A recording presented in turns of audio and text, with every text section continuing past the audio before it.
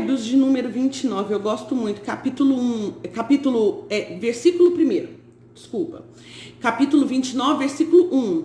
Diz assim: o homem que muitas vezes é repreendido, endurece a cerviz, será quebrantado de repente sem que haja cura. Presta atenção. O homem, a pessoa que é muitas vezes exortado, alertado, repreendido e endurece a cerviz, o que é isso? A pessoa não se arrepende, a pessoa não se dobra, a pessoa não se posiciona. Aí eu quero falar com você assim, quantas vezes eu e você, Deus já trouxe coisas no nosso coração e a gente não se posiciona. A gente não se levanta, não assume uma posição. A palavra de Deus fala, quando você endurece a sua cerviz, você tem uma direção e você endurece a sua cerviz. A palavra de Deus está falando aqui. Esse homem corre o risco de ser quebrantado de repente, sem que haja cura. Olha isso. Ou seja, esse homem pode correr o risco de ser exposto a uma experiência dura. Entendeu? Não é porque Deus não ame. É porque Deus ama. Entendeu? É porque Deus ama.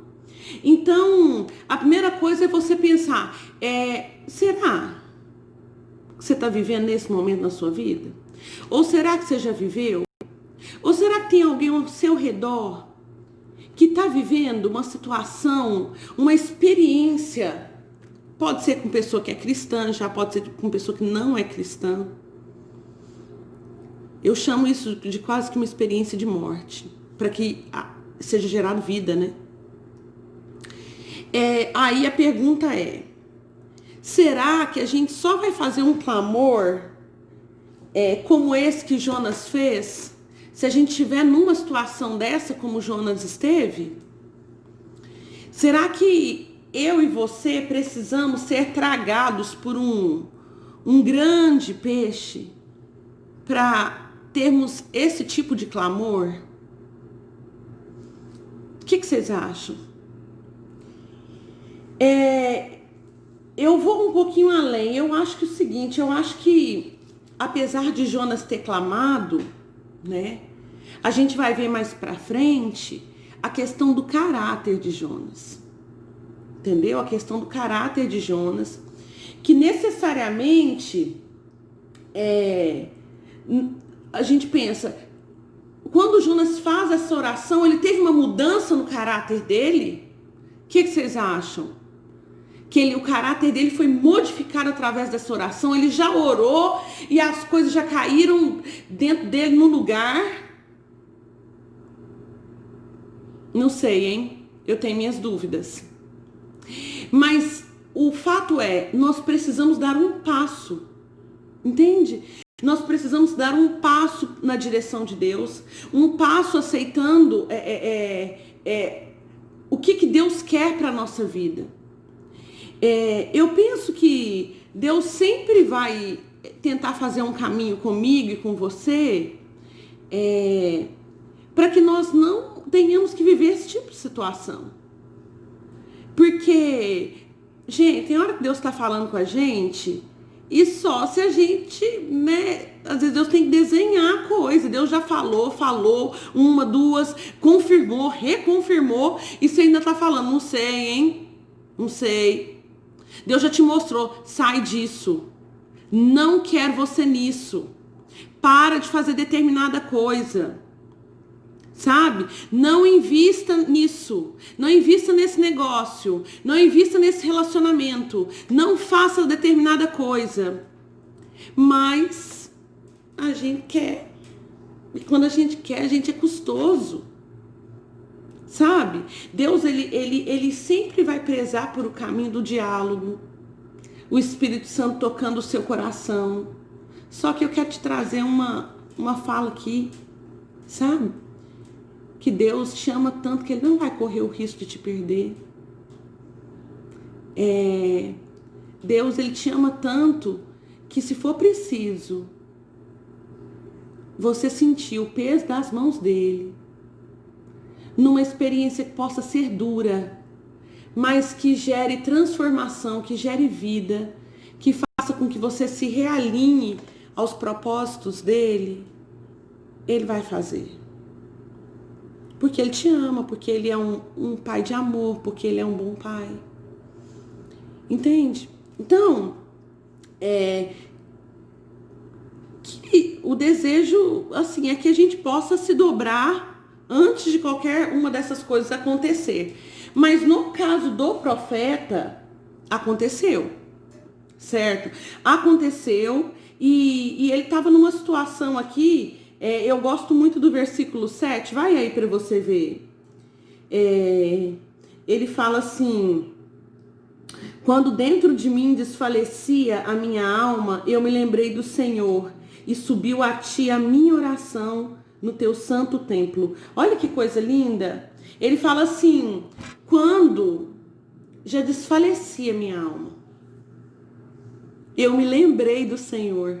Olha isso, gente. Ele sabia que ele tinha sido jogado, porque ele fala: eu tô errado, esse mar só vai acalmar, essa tempestade só vai acalmar vocês me jogando aqui.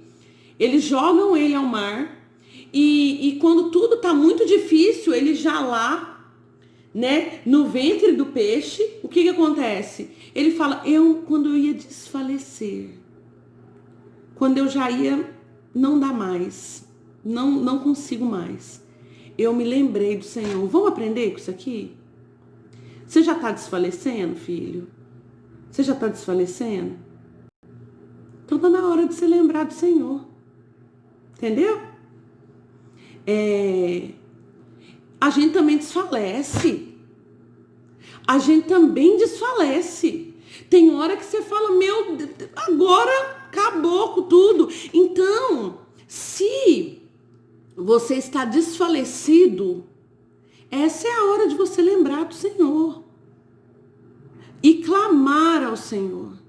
Fala assim: que eu me lembrei e subiu a ti a minha oração.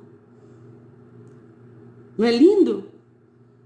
Eu quero que vocês coloquem, isso eu vou deixar a título de pesquisa, e se eu estivesse dando a aula aberta agora, aí vocês iam poder responder na aula mesmo, né?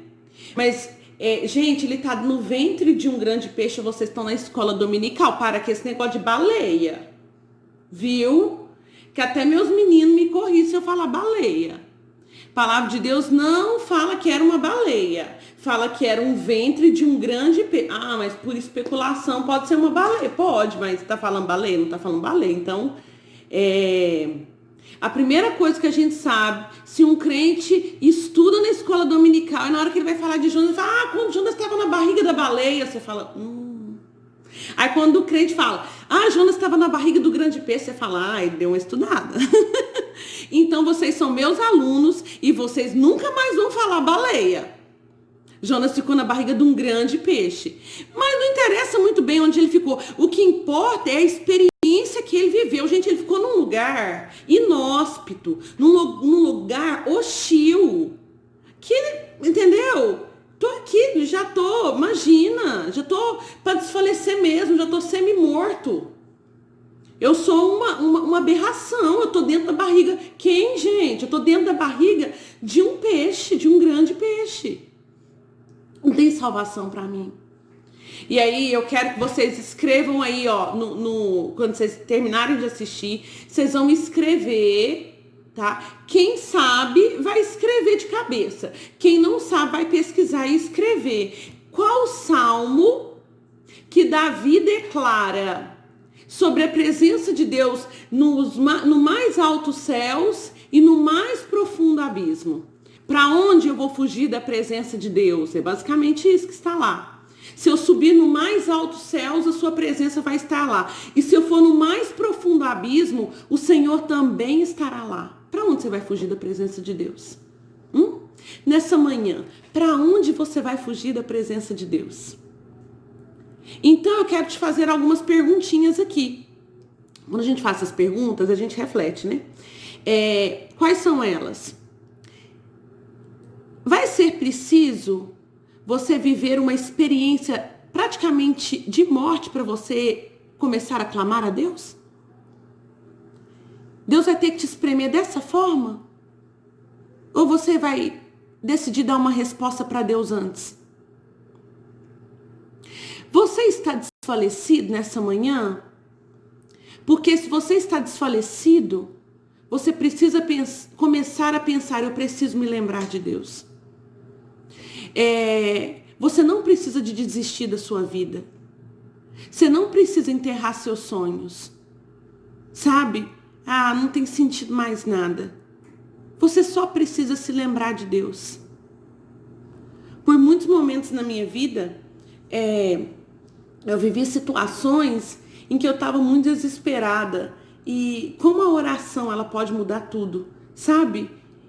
Quem já viveu isso, eu tô falando e vai saber disso. Sabe aquele momento que você tá assim, você não vê luz no fim do túnel, você tá desesperado e de repente você ora? Você ora. E quando você termina de orar, parece que nada do que você viveu tinha te atrapalhado. Parece que tá tudo certo. Parece que tá tudo bem. E tá mesmo, porque Deus vai colocando todas as coisas em ordem. Deus é mestre nessas coisas. Então, nessa manhã eu também quero falar isso para você. Se você está desfalecido, você precisa saber que existe um que, como está a título da palavra de Deus aqui, que recebe as suas orações. Fala assim, subiu a ti a minha oração. O versículo 9, eu queria que você fosse nele. Olha aqui. Diz assim, mas com a voz do agradecimento, eu te oferecerei sacrifício. O que votei, pagarei. Realmente, Jonas vai sair dali com um senso. Presta atenção nisso. Jonas sai daquela experiência com um senso urgente de cumprir o propósito de Deus. Tá?